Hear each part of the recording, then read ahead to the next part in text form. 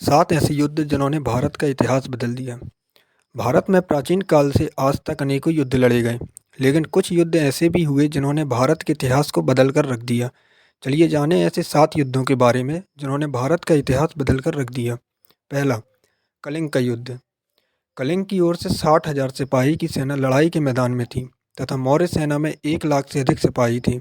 इस युद्ध में महानरसंहार हुआ। लगभग समस्त कलिंग सेना मारी गई और मौर्य सेना को भी विजय की भारी कीमत चुकानी पड़ी। युद्ध की विभीषिका देखकर सम्राट अशोक के हृदय परिवर्तन के बाद बौद्ध धर्म स्वीकार कर लिया और भविष्य में युद्ध नहीं करने की प्रतिज्ञा भी की। भारत के सबसे शक्तिशाली सम्राट के बौद्ध धर्म ग्रहण कर अहिंसा के पथ पर चले जाने का प्रभाव भारत के इतिहास पर हमेशा के लिए रह गया। बौद्ध धर्म का प्रभाव बढ़ता गया और फिर एक समय संसार के सबसे आक्रामक साम्राज्य के अधिकांश राजा अहिंसा पथ पर चल पड़े। परिणाम स्वरूप सैन्य बल में कम होते हुए भी विदेशी हमलावर अपनी आक्रामक रणनीति के बल पर यहाँ के राजाओं को परास्त करने में सफल रहे। दूसरा, तराइन की दूसरी लड़ाई 1192। सन 1191 तक भारत मुख्य रूप से हिंदू राजपूत राजाओं के अनेक साम्राज्यों में बटा हुआ था। इससे पहले कुछ पश्चिमी हमलावर यहाँ आए जरूर, लेकिन वो भारत के पश्चिमी भूभाग तक लूटपाट करने तक सीमित रहे और वापस लौट गए। सन 1191 में पहली बार अफगानिस्तान के गौर प्रांत के मोहम्मद गौरी ने भारत पर आक्रमण किया। उसका मुकाबला दिल्ली के उत्तर पश्चिम में स्थित तराइन के मैदान में राजा पृथ्वीराज चौहान से हुआ। गौरी की हार हुई, लेकिन अगले वर्ष वह फिर और अधिक तैयारी और सेना के साथ वापस लौटा। सन 1192 के इस तराइन के युद्ध में अपनी आक्रामक घुड़सेना और रणनीति से उसने चौहान की भारी भरकम सेना को हरा दिया। पृथ्वीराज चौहान इस लड़ाई में मारा गया। इस युद्ध के बाद भारत में राजपूत राजाओं के राज का धीरे धीरे अंत हो गया। भारत के इतिहास पर इस युद्ध से ज़्यादा राजनीतिक सामाजिक प्रभाव किसी और युद्ध का नहीं पड़ा। भारत में इस्लामिक शासन की शुरुआत इसी युद्ध से मानी जा सकती है। तीसरा, पानीपत का युद्ध 1526। उस समय दिल्ली पर लोधी सल्तनत के इब्राहिम लोधी का राज था। दिल्ली के पास स्थित पानीपत में काबुल के शासक बाबर और इब्राहिम लोधी की सेनाओं के बीच भयंकर युद्ध हुआ। लोधी की सेना संख्या में अधिक और ज़्यादा शक्तिशाली थी, किंतु उस समय के सामरिक हथियारों से कहीं उन्नत हथियार अपनी 24 तोपों के दम पर बाबर ने लोधी की सेना को हरा दिया और लोधी की सेना संख्या में अधिक और ज़्यादा शक्तिशाली थी। इस लड़ाई में इब्राहिम लोधी की मौत हुई। इस प्रकार संसार के सबसे शक्तिशाली और लंबे समय तक चलने वाले साम्राज्यों में से एक मुगल शासन की भारत में स्थापना हुई। मुगल शासन ने भारत के राजनीतिक, आर्थिक एवं सामाजिक इतिहास को हमेशा के लिए बदल कर रख दिया। आज जो भारत, विशेषकर उत्तर भारत का ताना बाना है, उसकी नींव मुगल शासन की स्थापना के साथ ही रख दी गई थी। चौथा, प्लासी का युद्ध 1757। उस समय भारत में फ्रांसीसियों और अंग्रेजों के बीच व्यापारिक और भविष्य के सामरिक आधिपत्य को लेकर संघर्ष चल रहा था। सिराज उद दौला फ्रांसीसियों के समर्थन में था। सन 1756 में उसने अंग्रेजों के कलकत्ता स्थित व्यापार केंद्र पर हमला कर वहां मौजूद ब्रिटिश फौज का नरसंहार कर दिया था। प्लासी की लड़ाई में मीर जाफर ने सिराजुद्दौला से गद्दारी कर ब्रिटिश फौजों का साथ दिया था। इस लड़ाई के बाद कुछ समय बंगाल की कमान मीर जाफर के हाथ रही, किंतु जल्दी ही उन्होंने वहां का शासन अपने हाथ में लेकर खुद ही बंगाल में राज करना आरंभ कर दिया। प्लासी की लड़ाई ने भारत में अंग्रेजों के पांव मजबूती से जमा दिए। लॉर्ड क्लाइव के नेतृत्व में ब्रिटिश ईस्ट इंडिया कंपनी की सेना ने नवाब सिराजुद्दौला की सेना को प्लासी की लड़ाई में पूरी तरह से तहस नहस करके बंगाल में ब्रिटिश शासन स्थापित कर दिया।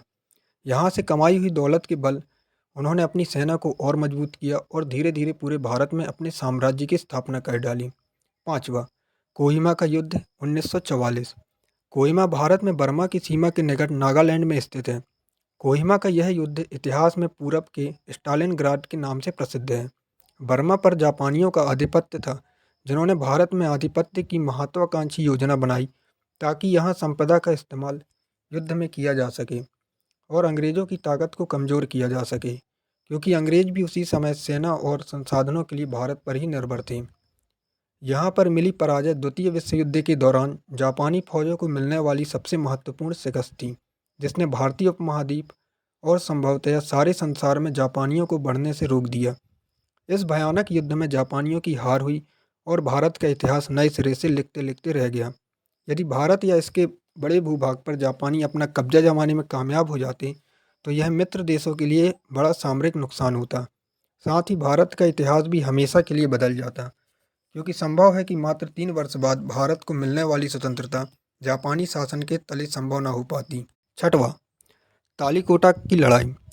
तालीकोटा की लड़ाई 26 जनवरी 1565 ईस्वी को दक्कन की सल्तनतों और विजयनगर साम्राज्य के बीच लड़ा गया था। विजयनगर साम्राज्य की यह लड़ाई राक्षस तंगड़ी नामक गांव के नज़दीक लड़ी गई थी। इस युद्ध में विजयनगर साम्राज्य को हार का सामना करना पड़ा।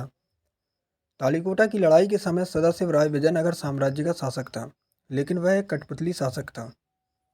वास्तविक शक्ति उसके मंत्री राम राय द्वारा प्रयोग किया जाता था। सदाशिव राय ने दक्कन की इन सल्तनतों के बीच अंतर पैदा करके उन्हें पूरी तरह से कुचलने की कोशिश की थी। हालांकि बाद में इन सल्तनतों को विजयनगर के इस मंसूबे के बारे में पता चल गया था और उन्होंने एकजुट होकर एक गठबंधन का निर्माण किया और विजयनगर साम्राज्य पर हमला बोल दिया था। दक्कन की सल्तनतों ने विजयनगर की राजधानी में प्रवेश करके उनको बुरी तरह से लूटा और सब कुछ नष्ट कर दिया। तालीकोटा की लड़ाई के पश्चात भारतीय राजनीति में विजयनगर साम्राज्य की प्रमुखता समाप्त हो गई। मैसूर के राज्य वेल्लोर के नायकों और शिमोगा में किलादी के नायकों ने विजयनगर से अपनी स्वतंत्रता की घोषणा की। यद्यपि दक्कन की इन सल्तनतों ने विजयनगर की इस पराजय का लाभ नहीं उठाया और पुनः पहले ही तरह एक दूसरे से लड़ने में व्यस्त हो गए और अंततः मुगलों के आक्रमण के शिकार हुए। सातवां, करनाल का युद्ध। करनाल का युद्ध 24 फरवरी 1739 ईस्वी को नादिर शाह और मोहम्मद शाह के मध्य लड़ा गया। नादिर शाह के आक्रमण से भयभीत होकर मोहम्मद शाह 80,000 सेना लेकर निजामुल मुल्क कमरुद्दीन तथा खान दौरा के साथ आक्रमणकारी का मुकाबला करने के लिए चल पड़ा। शीघ्र ही अवध का नवाब शहादत खां भी उससे आ मिला। करनाल युद्ध 3 घंटे तक चला था। इस युद्ध में खान दौरा युद्ध में लड़ते हुए मारा गया, जबकि शहादत खां बंदी बना लिया गया। सम्राट मोहम्मद शाह निजामुल मुल्क की इस सेवा में बहुत प्रसन्न हुआ और उसे मीर बख्शी के पद पर नियुक्त कर दिया।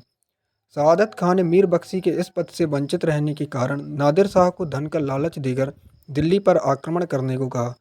नादिर शाह ने दिल्ली की ओर प्रस्थान कर दिया तथा वह 20 मार्च 1739 को दिल्ली पहुंचा। दिल्ली में नादिर शाह के नाम का खुतबा पढ़ा गया तथा सिक्के जारी किए गए।